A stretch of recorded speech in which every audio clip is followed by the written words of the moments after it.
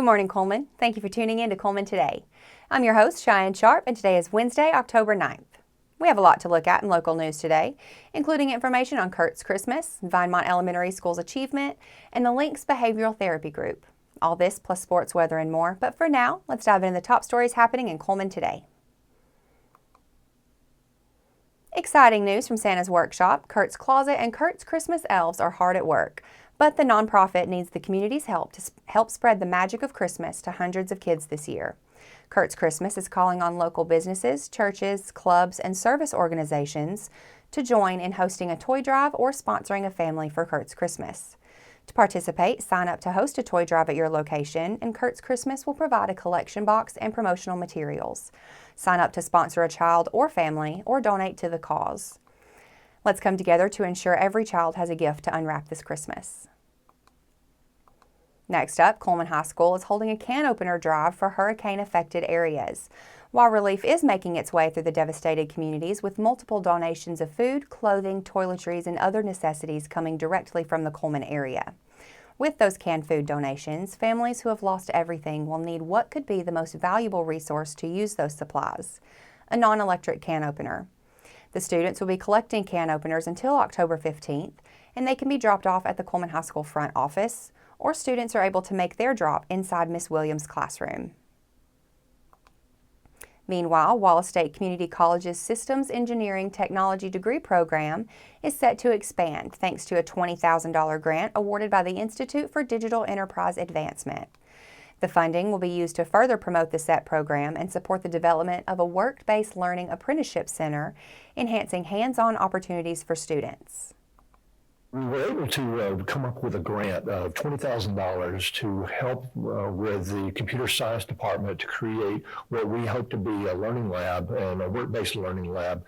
Thanks to Congressman Adderholt, who was able to get us some additional funding to move this program to Wallace State, we know that we can work with these students to have remote jobs here in Huntsville and work with some of the more high-tech companies in Huntsville, with Airbus down in Mobile, with places in Atlanta, anywhere that there is a need for this model-based system engineering. We know that we can do that remotely, and Wallace State is helping us to really show that potential. For more information about the Systems Engineering Technology option at Wallace State, contact Greg Knight at 256-352-8158 or visit www.wallacestate.edu/SET.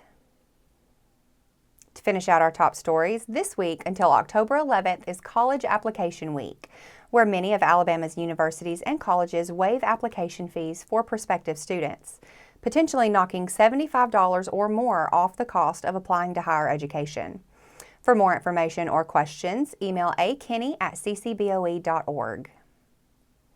Now that we have the top stories out of the way, we're going to take a quick break before returning with sports.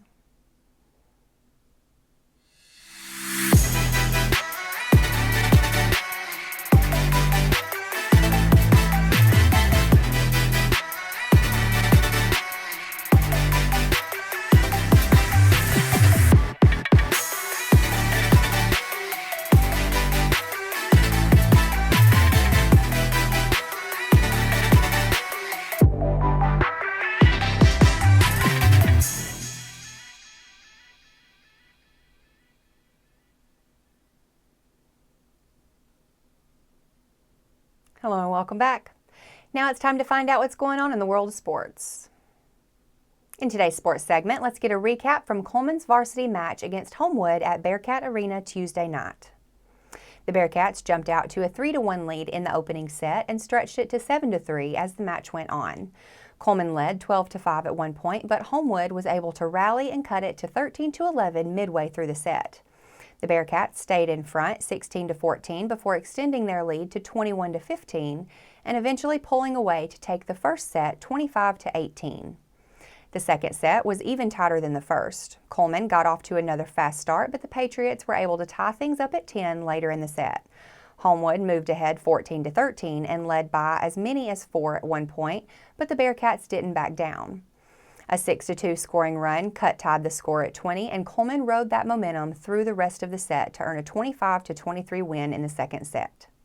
The third set was another hard-fought battle. The Patriots took a 6-3 lead early on, but the Bearcats rallied to tie things up at 10. The score remained knotted at 14 midway through the set, but home would pull ahead to take a 20-16 lead as the set went on. The Patriots finished strong to take the set 25-20 and make it a 2-1 match. Cullman jumped out to a 3-1 lead early in the fourth set, but Homewood quickly tied things up at 5 before pulling ahead to take a 10-6 lead. However, the Bearcats rallied to tie the score at 13 midway through the set and eventually built a 19-13 lead. The Patriots made a late push but couldn't overcome the scoring run from Cullman, and the Bearcats secured the match with a 25-18 win in the fourth set. That covers sports for today, but make sure to check with the Cullman Tribune each day for latest sports coverage and across the area. We'll be back after this message.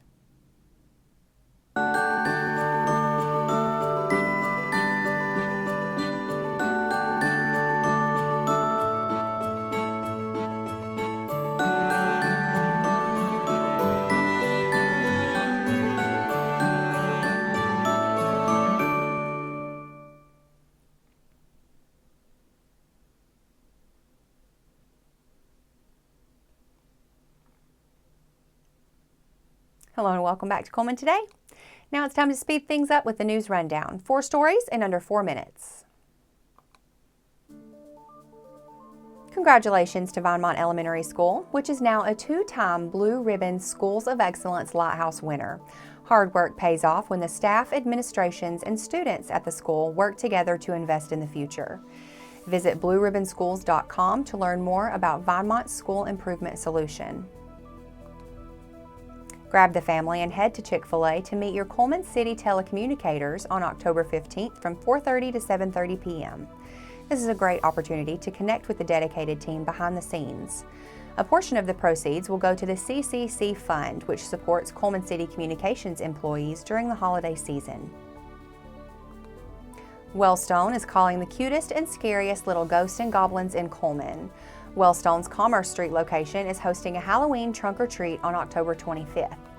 Remember to bring bags or buckets for the evening's candy haul, as the parking lot is set to be full of trunks handing out treats. The Link of Cullman County now offers Cognitive Behavioral Therapy Group and provides a neutral, non-judgmental environment where individuals can work through complicated feelings and past trauma. The Link's trained facilitators walk along the journey to renewal as individuals build recovery skills, community connections, and supportive social networks. The therapy groups are open, meaning you can join in the group at any time to complete the therapeutic steps and graduate. The Link can also work with law enforcement and DHR to meet corrections, ISP recommendations, or other obligations. If you're interested in attending, give the Link a call at 256-775-0028 or email Cody Canaday at linkingcullman.org for more information. Now for a quick break before we look at the weather ahead and pay our respects with obituaries. I'll be right back after this message.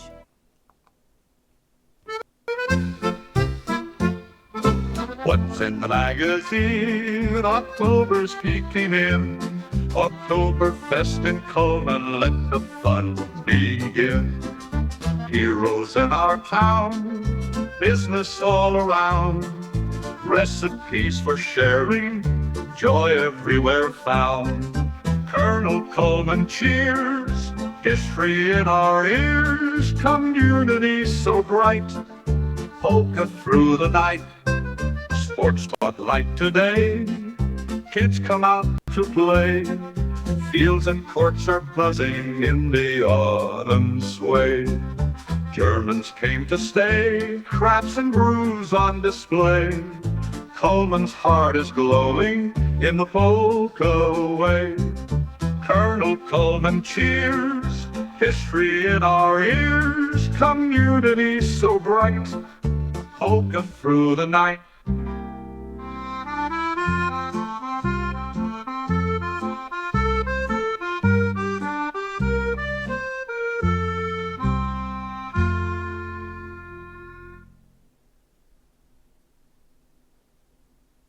Welcome back. Let's take a moment to pause and remember those who have lost their lives this week as we turn to obituaries. David Stump. David Stump of Florence passed away Sunday, October 6th. Graveside service will be Wednesday, October 9th at Shady Grove Cemetery. No visitation is planned. Wells Rutland Turner Jr. Wells Rutland Turner Jr. passed away peacefully at home on Monday, October 7th.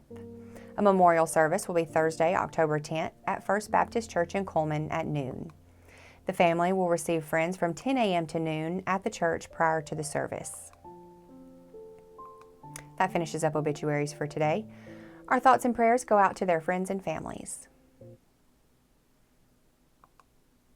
Now, let's take a look at today's weather forecast. Today is set to be sunny with a high near 80. Tonight continues to be clear with a low of around 53.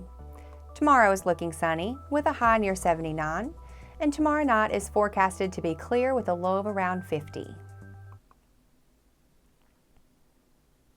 That concludes another edition of Cullman Today. Thank you for joining us. We'll be back bright and early tomorrow morning at 6:30 a.m. I'm Cheyenne Sharp with Cullman Today, wishing you a safe and stellar Wednesday, Cullman.